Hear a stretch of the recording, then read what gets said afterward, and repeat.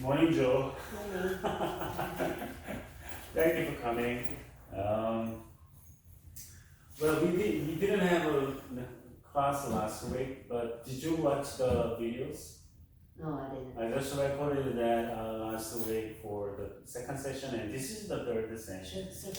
Because you don't want to just miss the second session, and you don't want to just come after the this quarter. So I just recorded it and put that. I believe that the school just posted it on the website. Today, you want to just work on ethical decision making model. That is for the counselors. You know, as we know, there are some ethical people and non-ethical people. Like there are good cops and bad cops. Some counselors and psychiatrists and psychologists, unfortunately, some of them are they are not ethical and they are making wrong decisions. It's not because of they don't know it, but because if they don't know it, they can make unethical decisions. But sometimes they are not quite ethical people, and because of the character, they can make unethical, decisions too. So we want to just take a look what's going on. And on effective decision-making model was to seek to help therapists overcome the things that cause them to respond less ethically than they should. Okay. There are some reasons why therapists, including psychiatrists and counselors, they behave unethically. They just do something wrong because they ignorance and misinformation. Some people think they know everything. I know everything. I have good education and I have good experiences, so I know everything. You want to just talk about racism? I know everything. You want to talk about the marriage or something? Excuse me. I know everything. Just tell me, whatever you have. Ignorance, and you don't want to just read the charts from the intake. You don't want to just ask more questions. Excuse me. To your counselors, and you assume that you have good enough information or something like that, and you can behave unethically. And incompetence, you are not fully equipped as counselors, which means you are not good enough as counselors in an easier way. Then, cause for the particular job and particular work, you want to just learn about it and have you need to practice for that, so you can meet the standard for that. When you just kind of entry level job, but still you have to learn for that. But the counseling, psychiatry, and counselors and psychologists, for that you want to have licenses and certificates for the performances, or you got in trouble because it's like fixing your car in a mechanic shop without any mechanic experience or knowledge, and you got in trouble. In sensitivity, you want to feel how your counselors feel. If you want to just understand your counselors, you want to just try to feel those kind of counselors, how they feel and how they react. And because you don't want to understand your counselors well, then you cannot understand your counselors and their feelings, their spiritualities even, and then you got in trouble. because you cannot help your counselors in the ways. Exploitativeness, that's using people for profit. We have all different kinds of professions and jobs, and even we just have counseling skills, and we learn counseling and psychiatry, learn the medical things and work on brains because for happy people, but at the same time we got paid. So we are not working only for the money, but we want to help others, but at the same time, because we have money, but some people want to just take advantage of people, which means they want to just make money first so they can use people.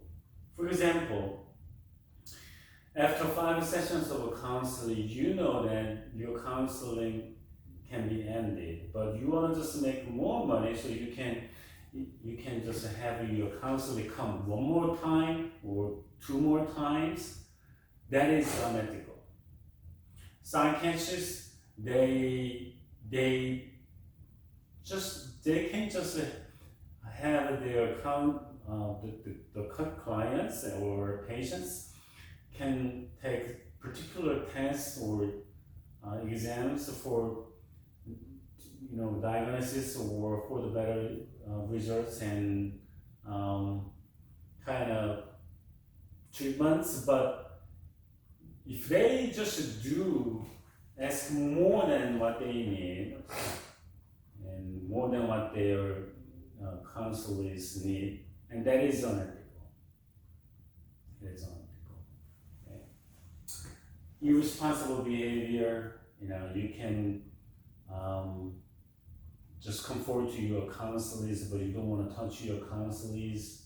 That's something like that. And vengefulness is kind of harm others. When you have cowering appearance or something, and then you can have kind of flash from the trauma, what happened in your past, and then you want to just harm your people mentally, physically, emotionally, then that is unethical.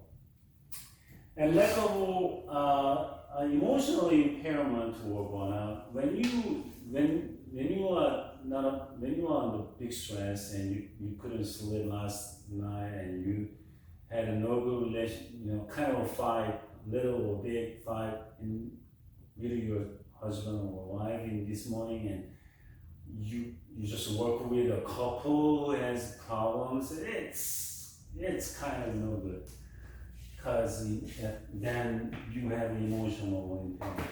Okay. And what about lack of or distorted view of personal boundaries?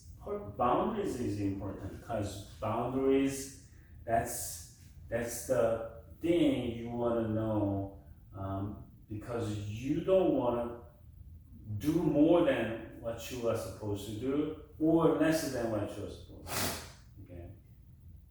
And then you have boundaries, so you don't want to have a date with your clients. That's not acceptable. That's the beyond the boundary. Okay. And self-serving rationalization. We all are human beings, so we make mistakes and we make problems. But you think you just take those your mistakes and failures as that can be happened. I'm okay.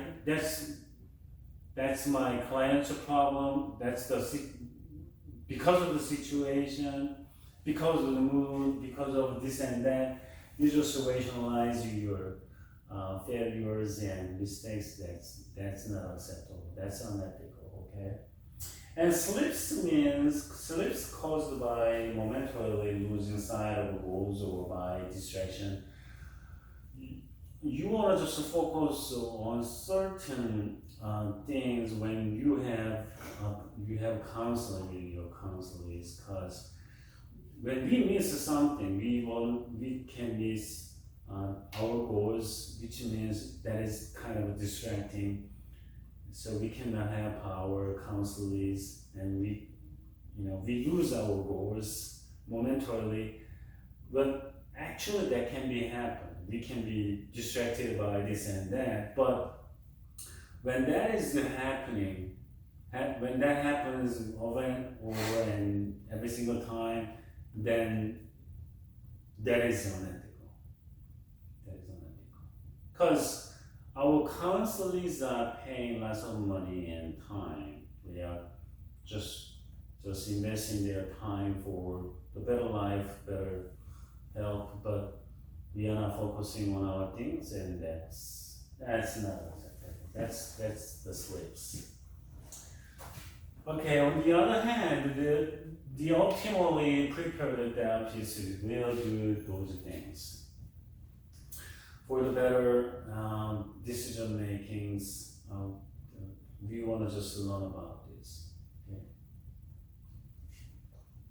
Be thoroughly acquainted with the fundamentals of ethics codes, laws, and guidelines that apply to the scope of his or her practice. That's why we are having this class. We all have codes and principles. If we don't know it, we cannot keep it.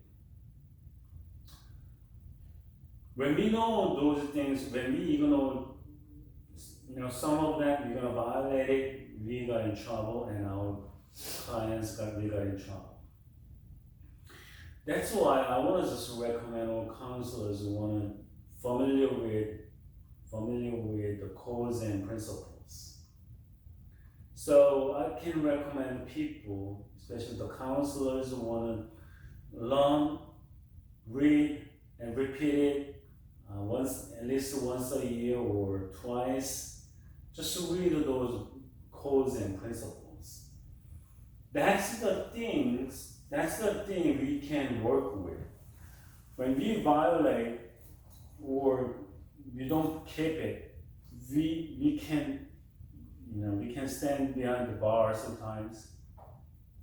In worst case, we can go to prison.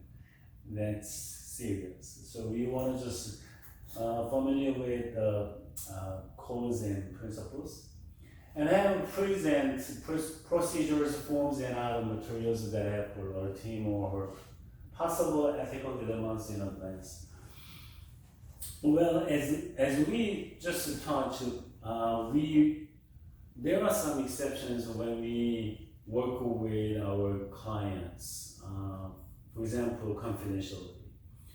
So what exceptions we have in the confidentiality? That's, for example, our clients want to make suicide or try to kill or harm other people, then that's the big problem. So we want to just work on it. Okay. Those are exceptions, and we want to report to that to police and report to that to our supervisors or the head of counseling centers, and then, or we can contact the counseling centers or personal lawyers. So we want to just report it. There are particular forms and other materials. Right? And then learn to predict clinical or diagnostic situations likely to present ethical dilemmas or high risk. When we just work with particular clients, we know what kind of therapist skills, psychotherapies we need for that. We want to just use particular skills and just a process for helping our clients. And then, but there are just ethical dilemmas and high risk producing situations, like um, like when our clients have physical problems with mental health problems, and that's pretty risky to certain people, third parties, and then we want to just know it and feel it, and we want to just work on it. And then when sometimes counselors can fall in love with their counselors, and sometimes counselors want to just have date with their counselors. That happens a lot actually. And when you have a certain emotions toward your counselors, you need to be careful, and you can predict it. You can expect something, and then you will know what to do. Okay? And have a referral and consultative networks in place in the event that he or she needs additional help. Well, that's pretty crucial, because for example, medical doctors have their specialties like orthopedics and dentists, pediatrics and OBs and internal or surgeons or something like that.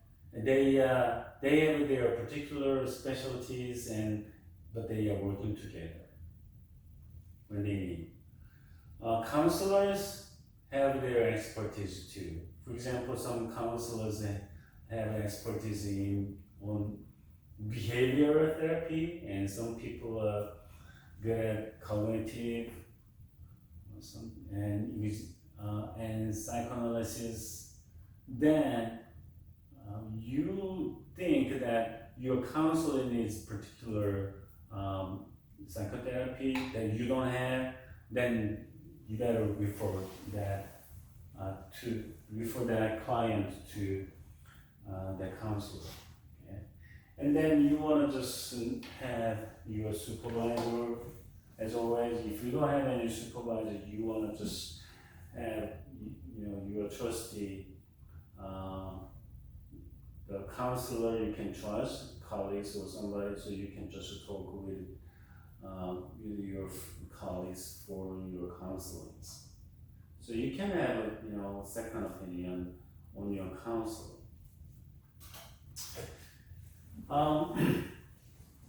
Be self-aware regarding his or own personal ethics, beliefs, values, vulnerabilities, and how these might impact his or ethical reasoning. Okay. For example, when you have a Christian background and you are familiar with Christianity and culture and Bible, something, but what if you have Buddhist counseling, but you don't know what's going on in the Buddhism or something, and you cannot help your clients well, because you don't understand what's going on. You don't understand their way of thinking, their way of life, and their emotions towards particular things, and maybe you are not the right person for the particular counseling. And that's the limit. We want to know our own limits, so we don't want to just go beyond or less. Okay. Keep the boundaries, but you are Christian counselor, but you are familiar with Buddhism or Muslims or something like that. You can still have those clients as much as you want, but when you see any kind of your limits, then for the better help for your counselors, you better just read for that. And be aware of your own emotional vulnerabilities, both active and ongoing, and how these might impact your reasoning. For example, you have any problem or problems with your wife and husband, but you have to work on the marriage therapy, counselings, then you need to think about it.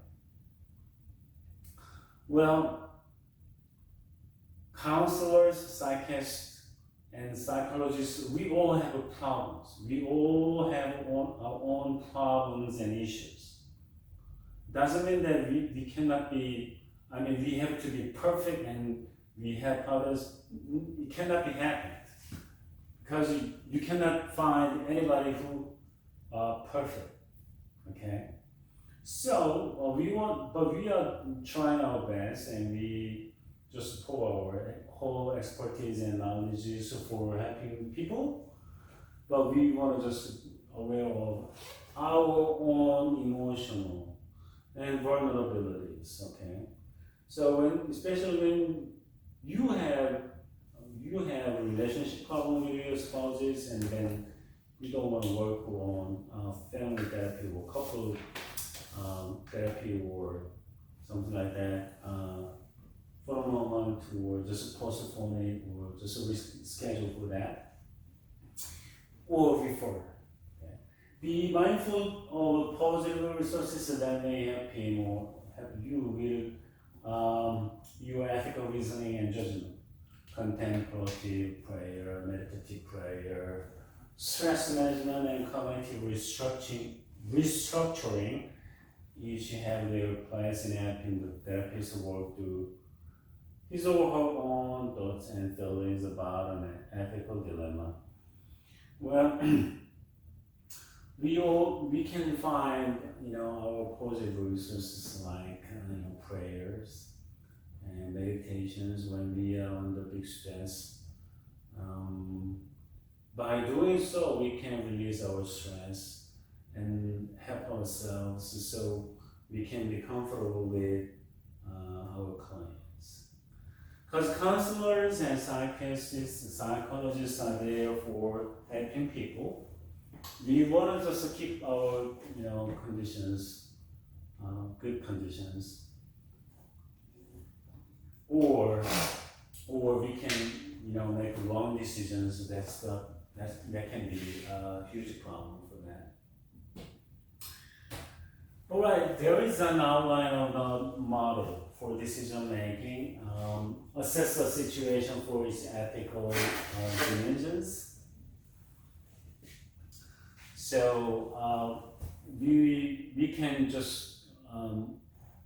can just have clear standards for the ethical behaviors when we have counselings, and seek to define the problem using cause and principles, because cause and principles, that's always our tool, the first tool we can use. So we're going to just diagnose the problem and seek to define the problem when we have ethical or dilemmas or something, and understand and process your emotional reaction to the problem. When we have particular traumas in the past, and then that can affect to our counselings. And cognitive interference, those things that can be happen, so we need to be cautious and understand, and we need to get ready for it. And seek consultation as needed. But this can be happened from the beginning.